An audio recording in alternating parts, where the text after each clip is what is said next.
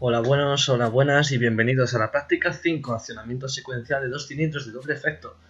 En la práctica 5 en nuestra unidad de trabajo electroneumática. No olvidaros, os recuerdo que estamos en técnicas y procesos de instalaciones domóticas y automáticas.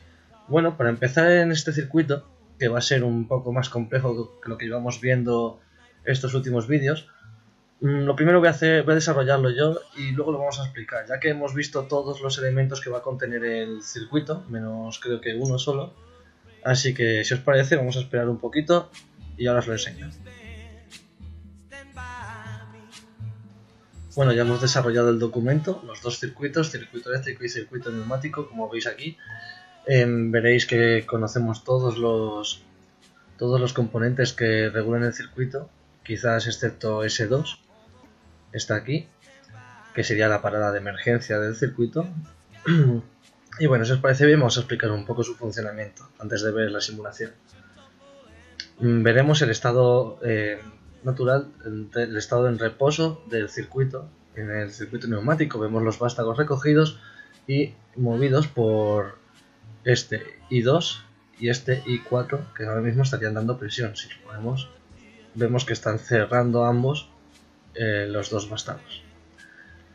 Al pulsar aquí en S1, el pulsador de marcha, encenderíamos I1, crearíamos el cambio en este relé, en esta electroválvula, que alimentaría la tensión pasando por esta válvula estranguladora, expandiría el vástago A hasta el fondo, es decir, hasta este final de carrera que tenemos aquí, el cual iba a conectar I2 e I3, que son esta y esta, que I2 iba a hacer retroceder al primer vástago, al vástago A, y I3 iba a expandir el vástago B.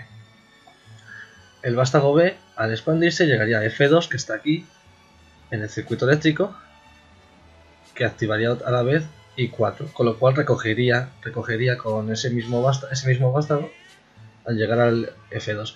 Pero a la vez, F2 llegaría también a activar I1, con lo cual volveríamos a tener el ciclo de antes, es decir, F2 sería en paralelo al pulsador de marcha, lo mismo que pulsar el pulsador de marcha, encendería I1, I1 cambiaría su estado para expulsar el vástago A, que a su vez haría que se retroceda el vástago A y expanda el vástago B, que al llegar a su final haría el mismo ciclo, sería secuencial y no tendría fin. Vamos a ver ya la simulación. Bueno, apreciamos aquí que pasa por todos los componentes hasta llegar hasta aquí y recoger los dos vástagos. En cuanto pulsemos S1, veremos cómo se expande A mientras el B se queda parado hasta que empiece su ciclo. Vamos a ver.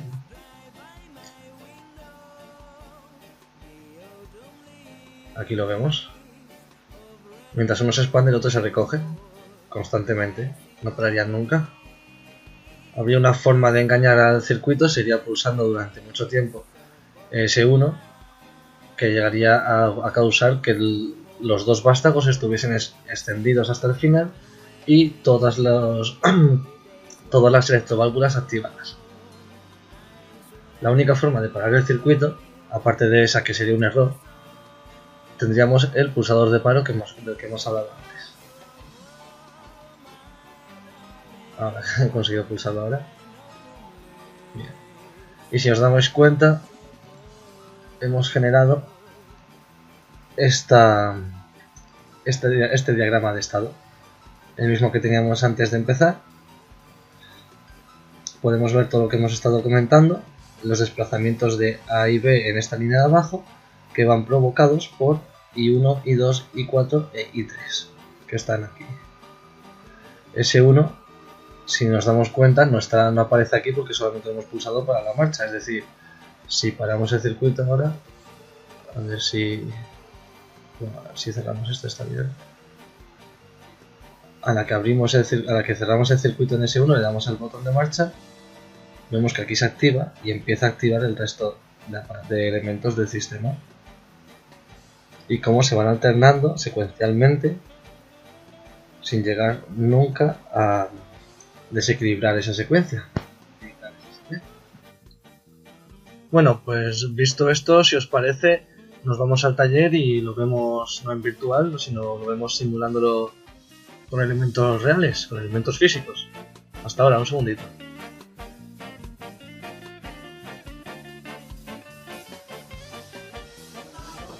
Bueno, una vez en el taller vamos a ver los elementos con los que vamos a jugar hoy.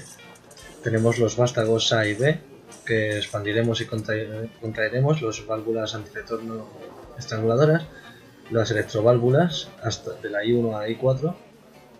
Adquirimos de aquí la presión, vamos al otro lado, nos encontramos con los finales de carrera, son 3 aunque en el esquema eran 2, ya sabemos por qué. Tenemos la alimentación, que va directamente hasta esta seta de emergencia, este punto de emergencia, con este S1 sería la de marcha. Vamos a pulsar ahora porque tenemos que alimentar el circuito neumático, vamos a alimentarlo. Y una vez alimentado sí que podríamos comprobar si funciona. Aquí lo tenemos. Vemos cómo se mueve una cada turno.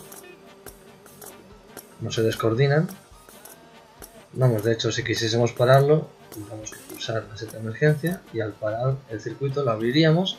Se quedaría en este estado. Si quitamos la seta de emergencia y lo volvemos a su lugar, sigue funcionando. Y hasta que nosotros quisiéramos. Bueno, básicamente esto es todo. Vemos cómo funciona, aunque parecía difícil, lo hemos conseguido. Muchas gracias y hasta luego.